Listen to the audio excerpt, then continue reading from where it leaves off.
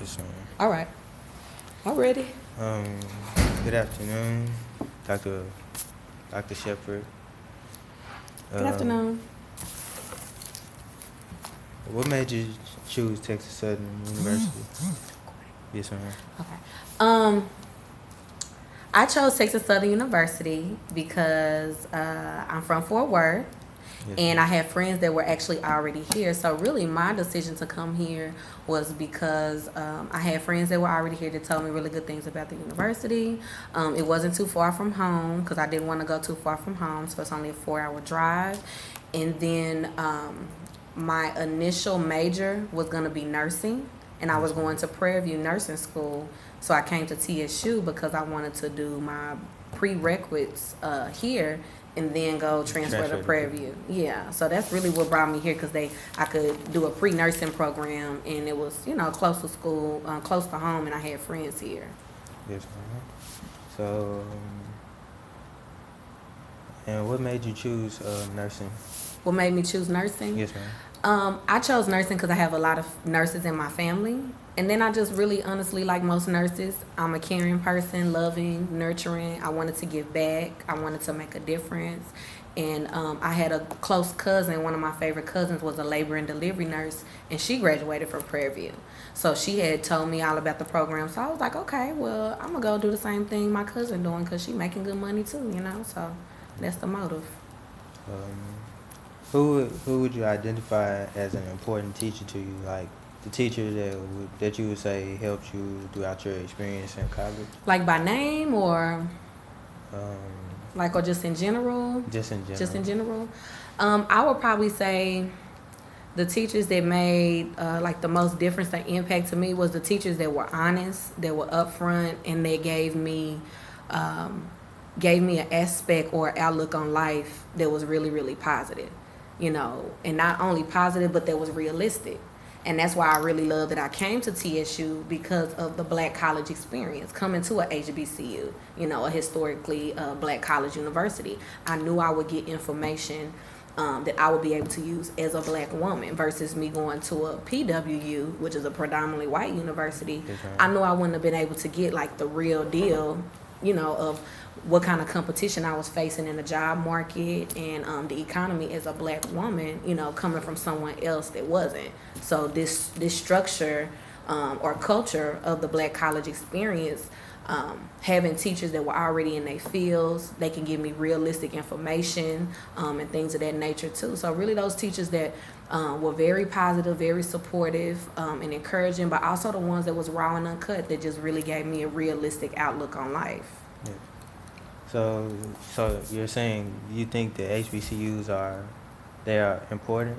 They are. I think HBCUs are important because when you think of a historical context and you go back in history and think of even how the HBCUs came about, they came about because of the fact that African Americans were experiencing so many discrimination, so much oppression, and so much stereotyping that they weren't able to have access to the same educational resources as white people. So HBCUs are so important because it allowed us to get a quality education, and not just us, but our grandmothers, great grandmothers, people that paved the way for us. So I also think it preserves African American culture because even on Texas Southern campus, we have an African American museum, and then we have certain programs like the course you're taking, an African American history class. You might be able to take that at another school that's not a HBCU, but I don't think it will be as enriched and as just as important, and they wouldn't hit as many of the targets that you need to hit at versus you coming to a HBCU. Okay. What African American history moments stick out to you the most? African American history moments, I would probably say the March on Selma with Martin Luther King, because of the fact that I think that showed that we can collectively come together as a people and we can march and be unified, and not only can we protest to get our voices heard, but we can peacefully protest. So I think Martin Luther King doing the March in Selma really just showed we as a people can come together for a cause and we can stick together and we don't have to take it by violence. And even with that, it's so ironic. When I was at Texas Southern, a similar event happened in Jenna, Louisiana, and they had the Jenna 6. And I remember specifically being in undergrad, and I didn't go, but TSU, or this HBCU, they took a bus down there to Jenna 6 and had students marching, supporting the movement. So I don't think at U of H they were doing that, but at HBCU, because that's a part of our culture and our history, of course, that's something we're used to doing, standing for a cause, peacefully protesting for justice to be served. So, how did college as a whole prepare you for the person you are now and your career you have? I would say it taught me discipline. It taught me structure. It taught me how to be organized, because of course when you towards the end of my college career, I was taking 18 to 21 hours, which is probably about 6 or 7 classes. So taking a full load of your major, it was real hectic. But it taught me now in my professional life, when I have deadlines, when I have assignments, I can't say, oh, well, I didn't get to do it, or oh, well, I'll get it next week. That could be the cause of me putting food on the table or having lights or a roof over my head. So it taught me structure, and it taught me balance, and taught me how to be organized.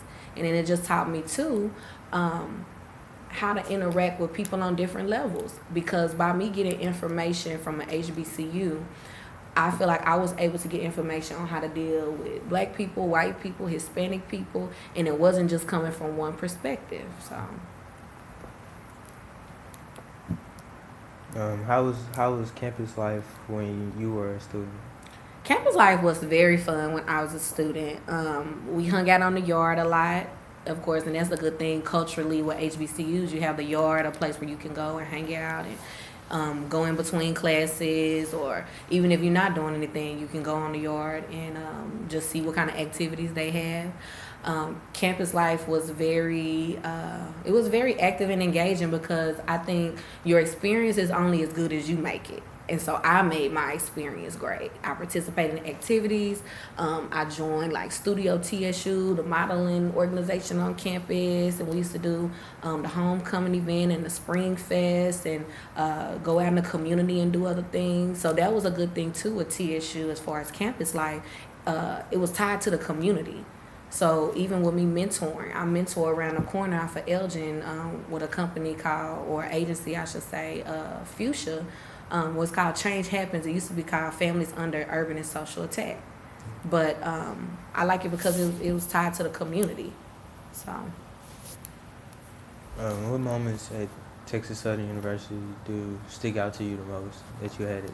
Moments, I would say the moments was really the relationships that I built. Because that's how I'm even a professor here, because I built relationships with my professors and built relationships with my colleagues. So I was invited to come back and teach because of the fact that I built relationships. So I would say some of the best moments are probably the relationships that I built, and the experiences in class where it was really engaging, and you not only got to talk about the material in class, but you got to talk about life itself. So I like those teachers that were really down to earth and really just honest and upfront, about who they were, and they just didn't put themselves on a pedestal, but they related to where you were. What did it take for you to be successful as a college student? It took discipline, and it took focus. If I could just sum it up, it took discipline and focus, because you have to know your purpose of why you go to college. Because everybody's purpose is different. You have some people there for a refund check and they're going to leave. You have some people there that's there for the women or the men, whichever their preference is. Some people there really to get an education and ready to get it done in 3 to 4 years and be gone. Then some people just really here to kick it and have fun and party and just have a good time. So I would really say I came here, and if I say I didn't party, I'd be lying. I partied. I had a good time.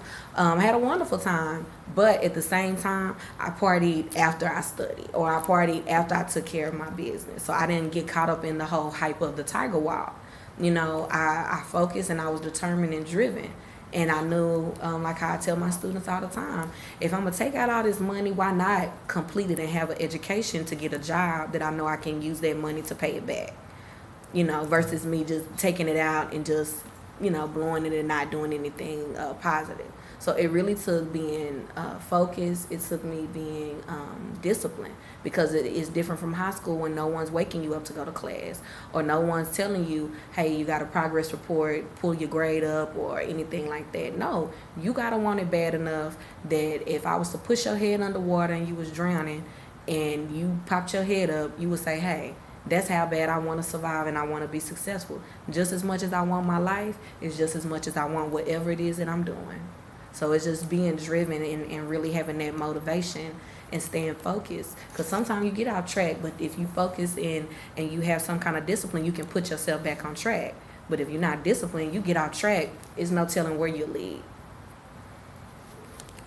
All right, thank you. That concludes the interview. Okay, no problem. Thank you for your time. Thank you.